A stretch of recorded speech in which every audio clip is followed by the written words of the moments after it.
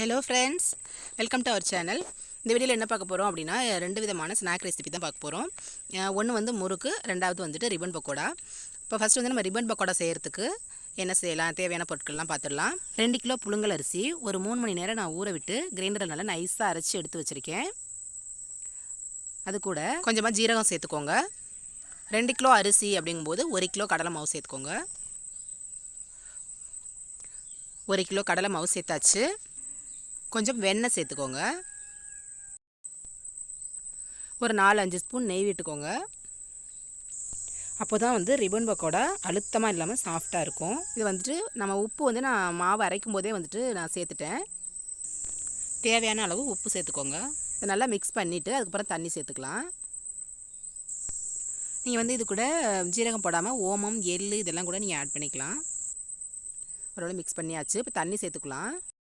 கொஞ்சம் கொஞ்சமாக இப்படி தெளித்து நல்லா பிணைங்க.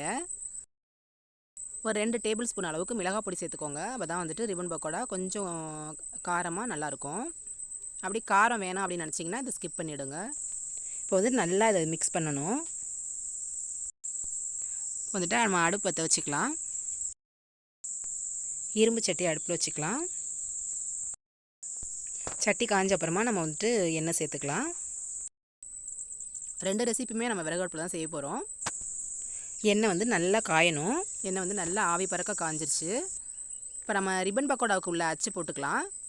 போட்டுட்டு 2 முறுக்கு கட்ட அளவுக்கு நம்ம இதில் பிழிஞ்சு விட்டுக்கலாம். நமக்கு வந்துட்டு வானலி பெரிய வானலி, ஸோ 2 முறுக்கு கட்ட அளவுக்கு மாவு நமக்கு பிடிக்கும், கரெக்டாக இருக்கும்.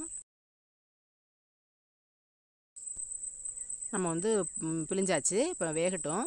பாருங்கள், சூப்பராக வெந்து மேலே வருது. நம்ம வந்து இதை திருப்பி விட்டுக்கலாம். நீங்கள் இந்த மாதிரி ரவுண்ட் ஷேப்பில் ஃபுல்லாகவே பிழிஞ்சு விட்டுட்டீங்க அப்படின்னா திருப்பி விடுறதுக்கு ரொம்பவே ஈஸியாக இருக்கும். அது மட்டும் இல்லாமல் வெந்ததுக்கப்புறம் நமக்கு எடுக்கிறதுக்குமே ரொம்பவே ஈஸியாக இருக்கும். நல்லா அடுப்பு வந்து ஃபாஸ்ட்டாக எரிஞ்சிட்ருக்கணும். முறுக்குக்காக இருக்கட்டும், ரிப்பன் பக்கோடாவுக்காக இருக்கட்டும், நம்ம விறகடுப்பு தான் வந்துட்டு கரெக்டாக இருக்கும். பாருங்கள், நல்லா வந்துட்டு வெந்துருச்சு. ஸோ இந்த அளவுக்கு ப்ரௌன் கலர் வந்தால் போதும். நல்லா ஒரு முறுமுறுப்பான கிறிஸ்பியான ஒரு ரிப்பன் பக்கோடா ரெடி ஆயிடுச்சு. நம்ம பட்டர், நெய்யெல்லாம் சேர்க்கும்போது இன்னுமே வந்து நமக்கு சாஃப்ட்னஸ் கொடுக்கும்.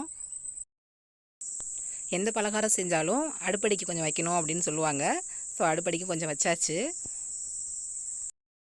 இதே மாதிரி நம்ம ஒவ்வொரு தடவையும் வந்துட்டு பிழிஞ்சு விட்டுக்கலாம். சூப்பரான நமக்கு ரிப்பன் பக்கோடா ரெடி.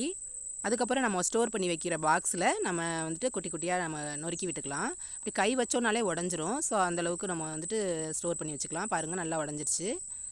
சூப்பராக வந்துட்டு மொறு மொறுன்னு கிறிஸ்பியாக நல்ல டேஸ்ட்டாக இருக்குது. நெக்ஸ்ட்டு நம்ம முறுக்குக்கு மாவு எடுத்துக்கலாம். முறுக்குக்கு பாருங்கள், நான் 2 கிலோ முறுக்கு மாவை எடுத்திருக்கேன். ஓமம், எள், வெண்ணெய், தேவையான அளவு உப்பு இது போட்டு நல்லா பிணைஞ்சிக்கலாம். முறுக்கு மாவு அப்படிங்கும்போது நீங்கள் வந்து கடையில் வாங்கினீங்க அப்படின்னா இது மட்டும் போட்டு செஞ்சுக்கலாம். நான் வந்து கடையில் தான் முறுக்கு மாவு வாங்கியிருக்கேன். இந்த வருஷம் வந்து டைம் இல்லை, அதனால் நான் கடையில் வாங்கியிருக்கேன். நீங்கள் அரைக்கணும் அப்படின்னா 1 கிலோ அரிசிக்கு 1/4 கிலோ வெள்ளை உளுந்து சேர்த்து அரைச்சிட்டு வந்துடுங்க. நல்லா முறுக்கு மாவு நைஸாக அரைச்சிட்டு வந்துடுங்க. நம்ம தேவையான பொருட்கள் போட்டோம் இல்லையா, இதெல்லாம் சேர்த்து நீங்கள் வந்து நல்லா பிணைஞ்சிக்கலாம். இப்போ நம்ம முறுக்கு அச்சு போட்டுக்கலாம். முறுக்கு அச்சு போட்டு பாருங்கள், சூப்பராக வருது. ஸோ இந்த அளவுக்கு நீங்கள் வந்து மாவு வந்து லூஸாக பிணையணும். ரொம்பவும் லூஸாக இல்லாமல் ரொம்பவும் திக்காக இல்லாமல் நம்ம ரிப்பன் பக்கோடாக்கு பிணைஞ்சோம் இல்லையா, அதே அளவுக்கு நம்ம பிணைஞ்சிக்கலாம். இது மாதிரி சின்ன பிளேட்டில் ஒரு ஆயில் அப்ளை பண்ணிவிட்டு நீங்கள் புழிஞ்சிங்க அப்படின்னா நமக்கு வந்து ஈஸியாக முறுக்கு வந்து விழுந்துடும் எண்ணெயில். தட்டில் எண்ணெய் தடவலை அப்படின்னா விழாது. பாருங்கள், சூப்பராக விழுந்துருச்சு. ஸோ இதே மாதிரி நம்ம வந்துட்டு ஒரு 7-8 முறுக்கு வரைக்கும் இதில் போடலாம்.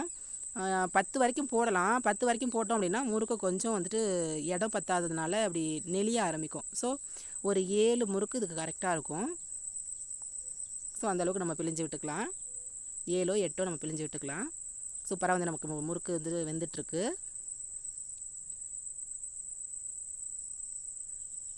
சிலர் வந்து ஒரு 4-5 பிளேட் வச்சுப்பாங்க. அப்பப்போ வந்து புழிஞ்சு வச்சுட்டு டக்கு டக்குன்னு எடுத்து போடுவாங்க.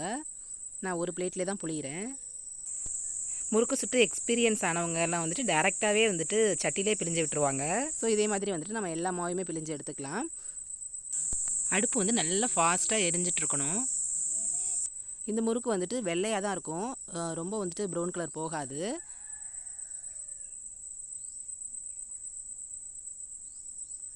ஸோ இதில் வந்துட்டு நம்ம எள் ஓமம் எல்லாமே சேர்த்துருக்கோம் இல்லையா, அதனால் ரொம்பவே டேஸ்ட்டாக இருக்கும். ரொம்பவே வந்து உடம்புக்கும் நல்லது கூட. இந்த தீபாவளி டைமில் நிறைய வந்துட்டு ஸ்வீட் ரெசிபிஸ்லாம் வந்து செஞ்சு சாப்பிடுவோம் இல்லையா, அப்போ ஏதாவது நமக்கு வந்து செரிமான பிரச்சனை வந்தாலோ எதுவுமே இந்த ஓமம் சரி பண்ணிடும். எள் வந்து டேஸ்ட் கொடுக்கும் முறுக்குக்கு நல்லா, அதனால தான் எள் சேர்த்துக்கிறது.